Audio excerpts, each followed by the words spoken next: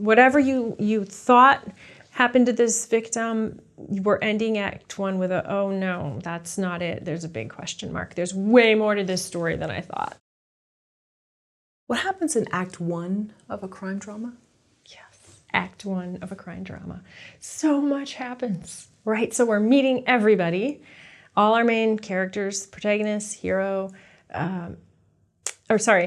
antagonist, protagonist. We're meeting our victim. We're meeting people that surrounded the victim. We're meeting just a few. We're setting up the tone. We're setting up the world. We're setting up the why. Why this crime? Why this person? Why this investigator? Maybe even why this criminal, or at least we're setting up those questions. Because there's different ways you can tell. There's 4 kind of ways you can tell a crime story. So we're setting up the basics of all that. We are getting into some clues that are going to be false. So we're getting a few hints as to maybe how and why this person died. A couple of those are not going to pan out. We're meeting different suspects, a couple new, the preliminary persons of interest. And then by the end of Act 1, we're sort of crushing that. For our detective, and I use the detective as any person who's investigating, where this person thinks they know what's happening with the crime, or they think they're on the right track, and it's going to get blown out of the water. And so when they launch into Act 2, they're going to have to come up with a whole new kind of way of trying to go about this. What are the best ways to introduce detectives? Ooh, the best ways. So individual, right? Depending on who that character is. But I like to, when I'm first trying to create a protagonist, I want to know what their secret is, their pet peeve, what kind of quirk they have. I want to know what devil they have to fight, and I want to know their strengths and their weakness. So I'm trying to put all that into when I'm introducing them within that first act.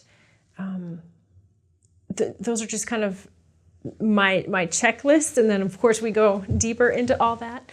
But I think if we can hit all that, we're doing pretty good, and we're showing our audience that, hey, this is somebody we haven't seen before. This is kind of interesting. And then at some point we would do the same with the antagonist? At some point, yes. Yep.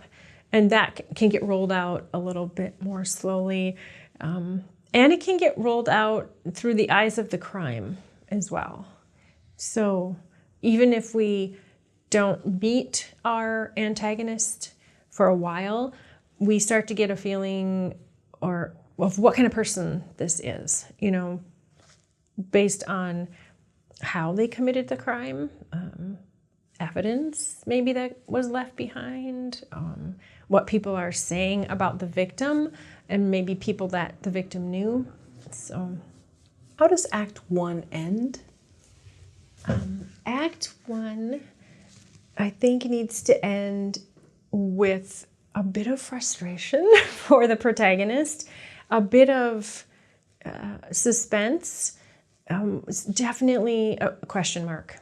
Whatever you thought happened to this victim, we're ending Act 1 with a, oh no, that's not it. There's a big question mark. There's way more to this story than I thought. Kind of a question mark.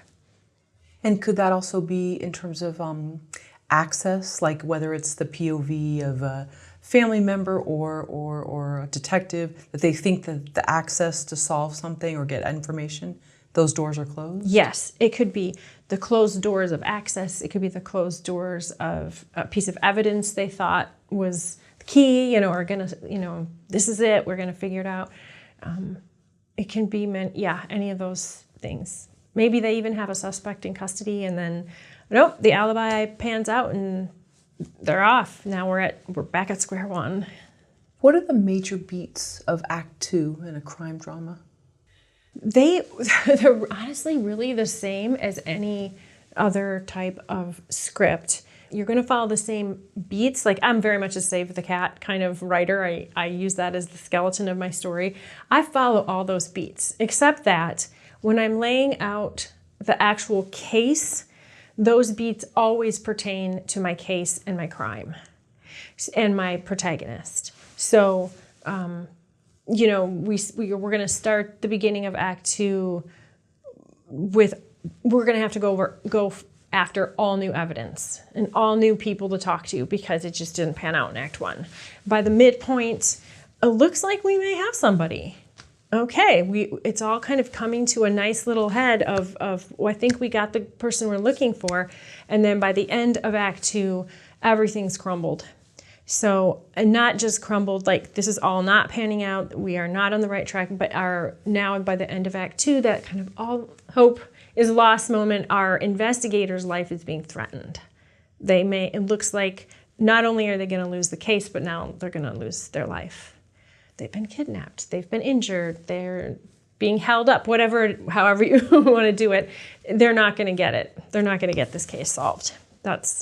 So really follows the same, but just case, all about the case. How common is it for at least one suspect to disappear by the second act? By the end, for a suspect to just like die, disappear?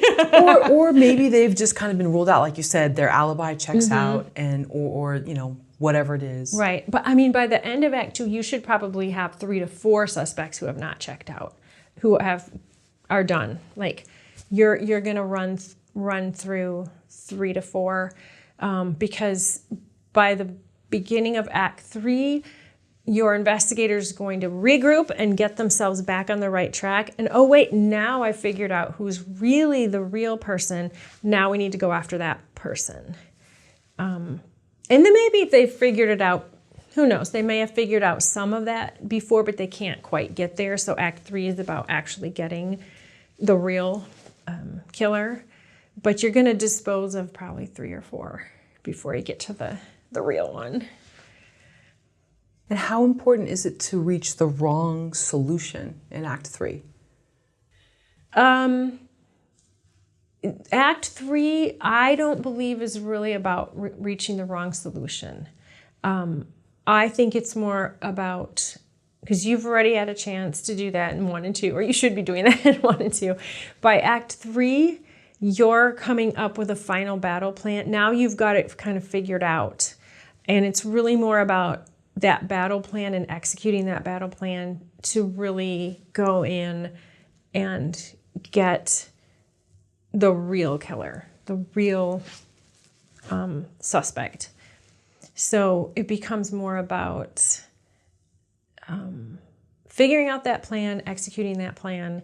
There may be some, up and down in that plan. It looks like it's, there's a little bit of tension or a lot of tension in Act 3, but it's more about actually honing in your target on the real criminal and getting them. How important is it to have an overlooked clue? Yes, there should be, I think, because you don't want your hero to be super smart. I mean, you want him to be super smart, but you want him to be human. And humans, we overlook things. So I do think there should be, it's not, Act 1 is a nice place, like that by the end of Act 1, somewhere in Act 2 is always a nice place. Sometimes it can even happen in Act 3 where all of a sudden, something comes to light that they hadn't considered before, or that wasn't present before, or whatever the reason, however you get it there, that can be part of their final plan where we didn't see that before, and now that helps us connect all these pieces, and now we know how to catch the killer. So, must there always be a confrontation in Act 3? Yes. Yep. We're talking about flat old good and evil here. This is like crime is, good versus evil. And so, yes, there always has to be that battle, right, between good versus evil. Because, again, we're talking about the world of chaos and injustice, and that has to be righted. So there's going to be a battle, good and evil. And how do we know we have a satisfying ending? How do we know we have a satisfying ending?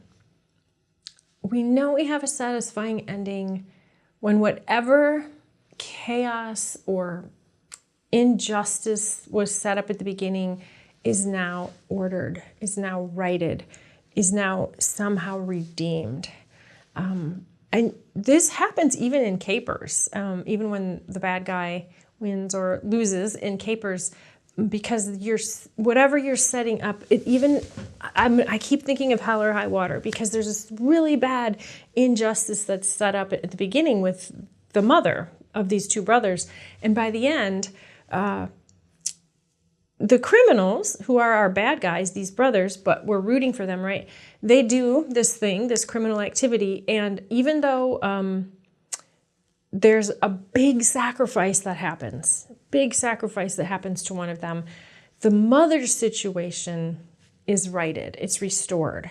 And so there always is a sacrifice, right? There's always some sort of sacrifice that happens, but we know it's satisfying, because whatever was set up at the beginning this is not right, this is chaos, we need this redeemed.